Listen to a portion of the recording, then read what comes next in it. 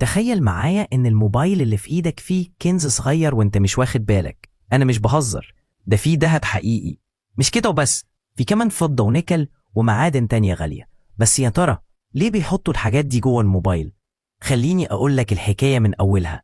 أول ما الشركات بتصمم الموبايل بيفكروا في حاجتين مهمين: الأداء العالي والعمر الطويل. وهنا بيجي دور الدهب. الدهب موصل ممتاز للكهرباء وبيقاوم الصدأ والتآكل، وده معناه إن الإشارات بين مكونات الموبايل هتفضل نقية وسريعة. عشان كده بيستخدموا الدهب في أماكن حساسة زي الوصلات الصغيرة والمفاتيح الداخلية. بس مش الدهب لوحده اللي في اللعبة، الفضة كمان موجودة وبكثرة. الفضة كمان موصلة للكهرباء لكن أرخص شوية من الدهب، وبيستخدموها في الدوائر الإلكترونية والأسلاك.